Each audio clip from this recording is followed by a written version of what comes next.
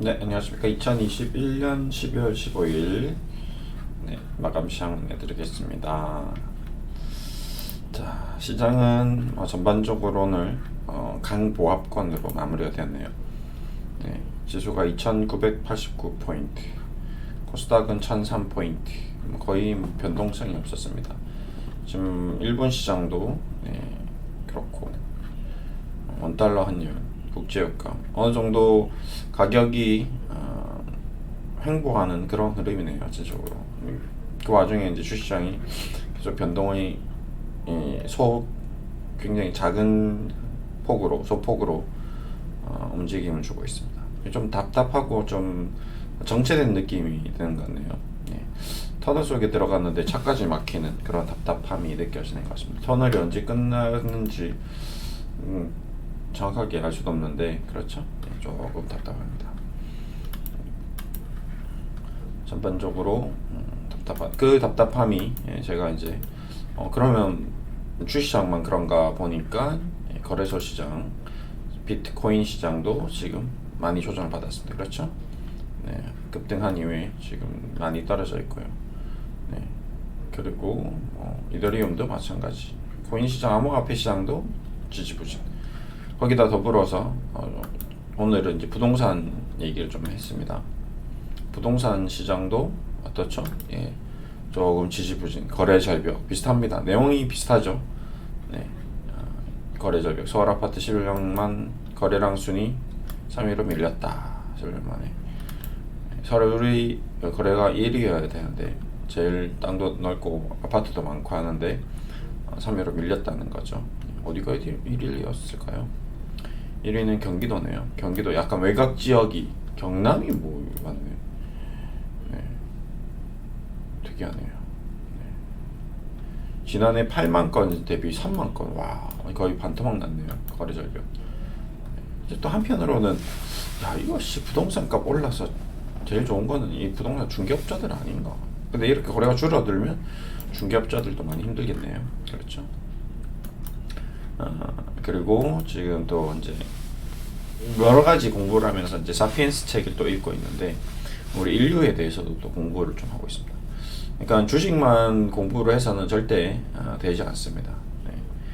뭐 제가 심리학 책도 많이 읽었다고 했는데 주식 관련된 서적도 읽고 있고 심리학 책도 읽고 있는 이유는 결국 주식이라는 투자, 부동산이라는 투자, 그 다음에 뭐 가상화폐라는 투자, 왜 이런 현상이 일어났는지 결국 모든 근원은 인간이 어떤 삶을 살아왔는지에 대한 근원을 알아야 될 부분이 있다고 저는 좀 생각합니다.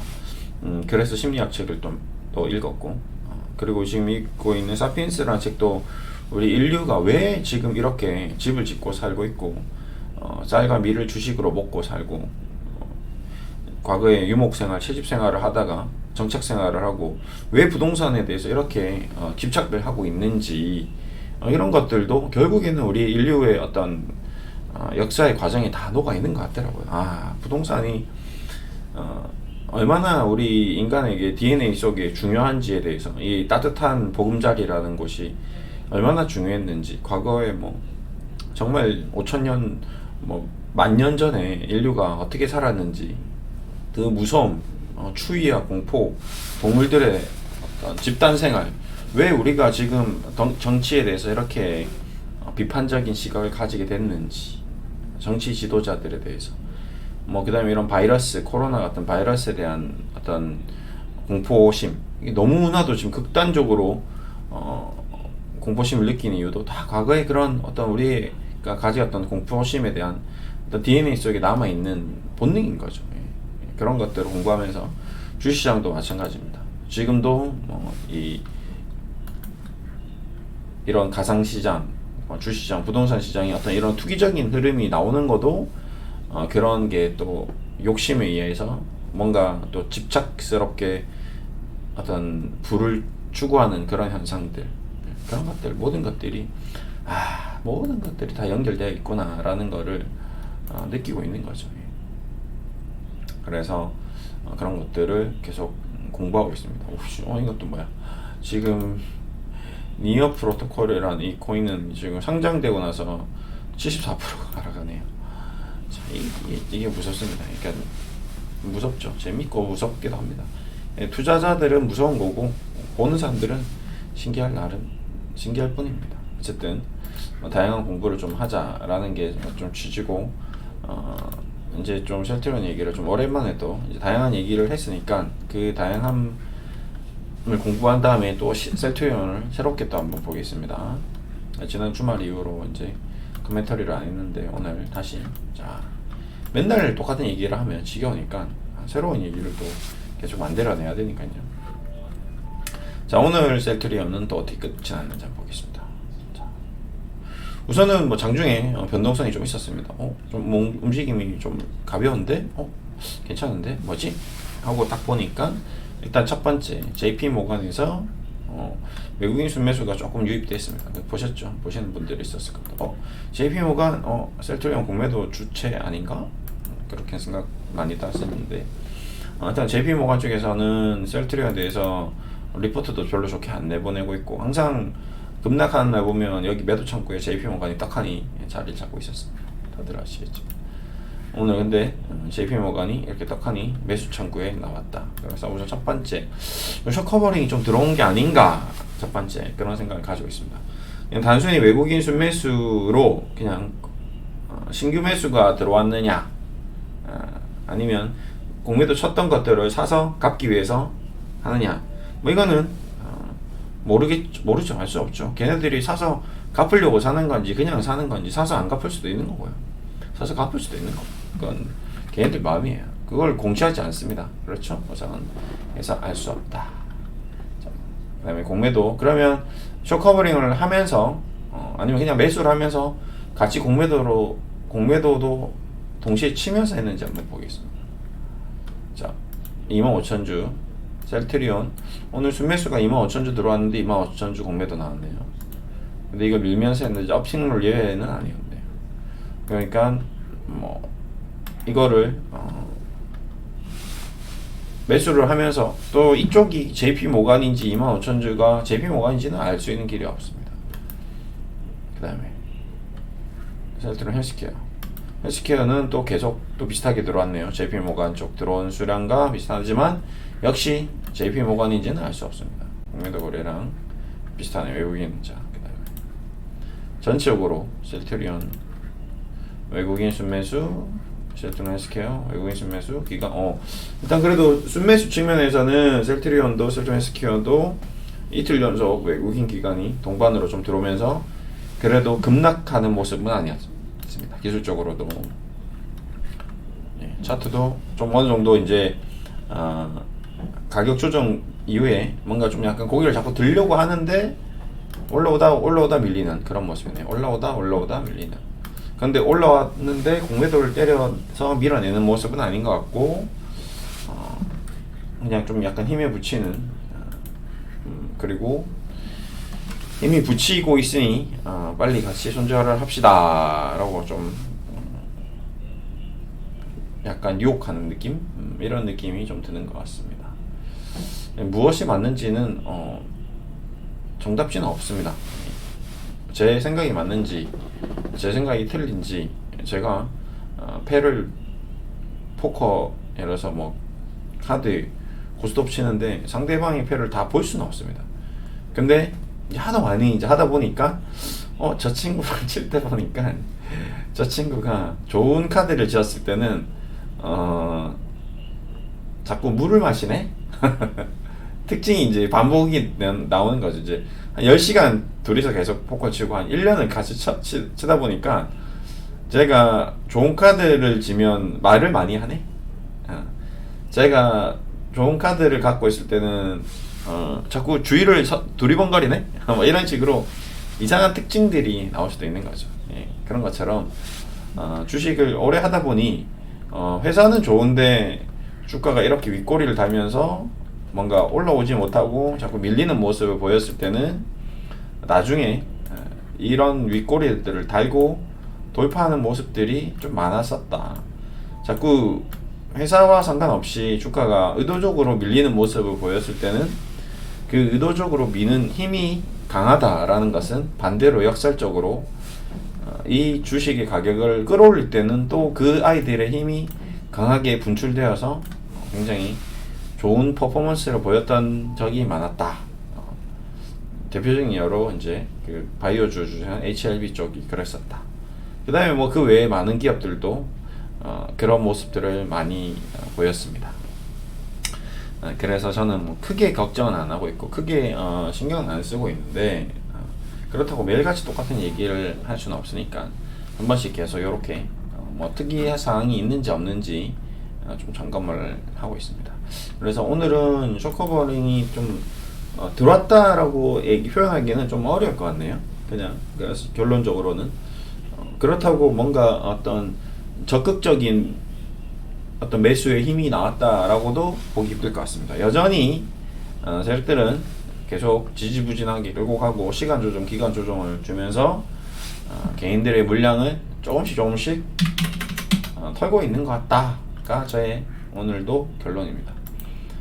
그 물량이 어디선까지 생각을 하는지는 뭐 저 또한 알 수는 없지만 제 생각에는 그래도 여기 있는 이 물량들을 최대한 끌어당기려고 하는 것 같습니다. 여기 물량을 최대한 많이 시간을 많이 끌었기 때문에 더 많이 가져가려는 그런 흐름인 것 같습니다.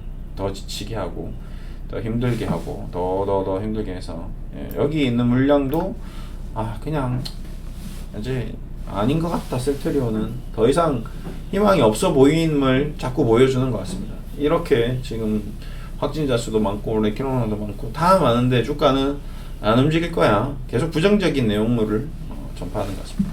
만약에 제가 지금 네이버 토론 게시판을 간다면 굉장히 이 셀트리온에 대한 좋지 않은 내용들이 많이 있지 않겠나라는 생각이 드는데 뭐 저는 안 가지만 매일 네이버 토론 게시판에 사시는 분들은 정말 도움이 안 되니까요. 보지 마세요. 보면 볼수록 헷갈리고 어렵습니다. 무슨 의미가 있는지 전혀 의미도 없는 것들을 매일같이 똑같이 반복하고 얘기하고 하면서 그냥 사람들의 심리를 뒤흔들어 놓고 결국에는 정도로 중요한 시점에서 중요한 판단을 할 때 그 내용들이 여러분의 머릿속에서 어떤 의사결정에 굉장히 중요한 판단에 영향을 미칠 수가 있습니다. 그래서 절대 여기에 토론 게시판의 글들을 읽지 마십시오. 저는 저야 뭐 제가 이걸 셀트리온을 사고 팔고 하지 않기 때문에 저는 이제 자문만 해드리기 때문에 특별히 볼 이유도 없고 보지도 않습니다. 그냥 뭐 대충 봐도 보십시오. 올해 가장 쓰레기 종목 1위 셀트리온 이런 것들이 계속 반복적으로 여러분의 어떤 정신을 지배하게 만들고 계속 세뇌를 시키는 겁니다. 작은 물방울이 계속 떨어뜨리면서 결국 바위가 깨지거든요. 그냥 장기적으로 1년, 2년, 3년, 5년 투자했던 분도 셀트리온은 쓰레기구나 라는 결정을 내려버리고 더러워하면서 감정에 치우쳐서 심리적으로 갑작스러운 매도가 될 수 있을 거예요. 여기서 조금 가격이 급등이 하거나 나오면 또 이런 아래꼬리를 달던 윗꼬리를 달던 이런 캔들들이 또 여기 올라오면 또 빠지겠지 하고 물량을 정리하고 나갈 수도 있습니다. 그런 이 지겨움이 결국 이제 그렇게 어떤 투자자의 어떤 투자 심리를 흔들기 때문에 절대 보지 마시고 장기 투자자분들은 그냥 장기로 쭉 가시면 됩니다. 그 다음에 이제 단기성이나 중기성으로 계좌를 양동 전략 추가로 열어서 매매를 해서 수익을 좀 추구하시는 분들은 그거는 이제 그때 유도리 있게 하면 되겠죠. 하여튼 중요한 거는 혼동을 하시면 안 됩니다. 혼동을 하면 안 된다. 장기적으로 가려고 했던 거는 그냥 장기로 가야 된다. 5년이 되든 10년이 되든 주이 되든 밥이 되든 그 아이들의 어떤 끝을 한번 보셨으면 하는 게 저희 최종적인 결론입니다. 많이 힘들 거예요. 근데 이 힘든 게 아마 앞으로 5년 동안 10년 동안 계속 이어질 겁니다. 오늘도 제가 이제 시체꽃 얘기를 잠깐 중간에 했었는데 시체꽃이라는 꽃이 있습니다. 냄새가 시체 썩은 냄새가 나는 꽃인데 7년 만에 꽃이 핀다. 7년 동안 에너지를 모았다가 한번 핀다고 합니다. 이틀, 3일 정도, 2, 3일. 셀트리온도 시체꽃처럼 7년이 되어야지 꽃이 필지는 모르겠으나 아무튼 꽃은 필 것이다 라고 저는 생각하고 있고, 힘내시고 다들 화이팅 하면 좋을 것 같습니다. 오늘 이렇게 또 마무리하고요. 꼭 셀트리온을 떠나서 다양한 아까 제가 얘기했던 유발 하라리의 책, 심리학 책, 아니면 비트코인 관련 책, 아니면 셀트리온에 관련된 셀트리오니즘 책, 많은 다양한 분야에 대해서 공부를 많이 하시면 분명히 도움이 되실 겁니다. 그거는 반드시 도움이 될 것입니다. 이것도 좀 유발 하라리의 어떤 그 책의 내용인데, 제가 이제 좀 의미가 있는 부분이라서 사진을 찍어서 이렇게 올려드렸습니다. 이 내용 마무리하면서 제가 책을 읽는 이유는 바로 이런 부분이다 라고 얘기를 드리면서 마무리하겠습니다. 역사에 몇 안 되는 철칙 가운데 하나는 사치품은 필수품이 되고 새로운 놈을 낳는 경향이 있다는 것이다. 일단 사치에 길들여진 사람들은 이를 당연한 것으로 받아들인다. 그 다음에는 의존하기 시작한다. 마침내 그것이 없이 살 수 없는 지경이 된다. 우리 시대의 친숙한 예를 하나 들어보자. 지난 몇십 년간 우리는 시간을 절약하기 하는 기계를 무수히 발명했다. 세탁기, 진공청소기, 식기세척기, 전화기, 휴대전화기, 컴퓨터, 이메일 등. 이들 기계는 삶을 더 여유있게 만들어줄 것이라 예상되었다. 과거엔 편지를 쓰고 주소를 적고 봉투에 우표를 붙이고 편함에 가져가는데 몇 날 몇 주가 걸렸다. 답장을 받는데도 며칠, 몇 주, 심지어 몇 개월이 걸렸다. 요즘 나는 이메일에 일괄기어 쓰고 지구 반대편으로 전송한 다음 몇 분 후에 답장을 받을 수 있다.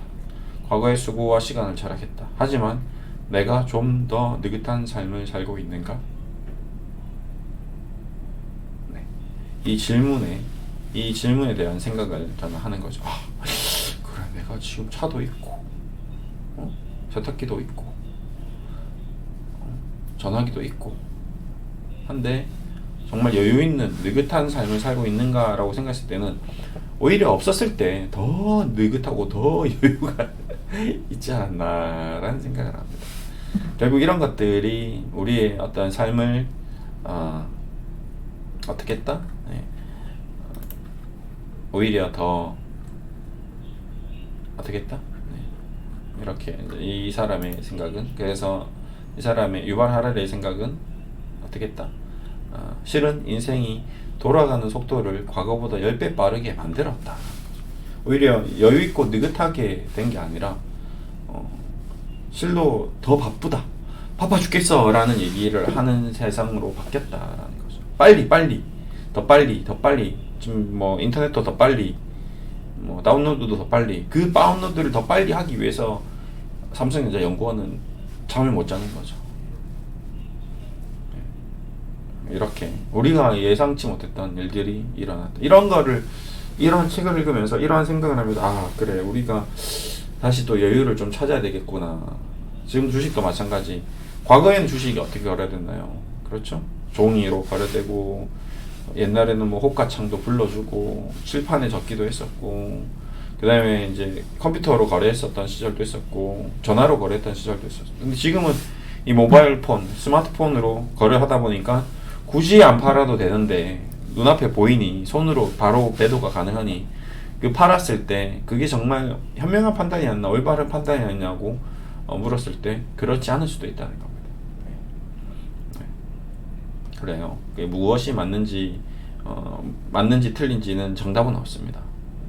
하지만 우리가 그런 것들을 고민해보는 시간은 반드시 가져야 되고 연구해볼 필요는 있다는 거죠. 그런 기회를 제공해 주는 것이 바로 책이다.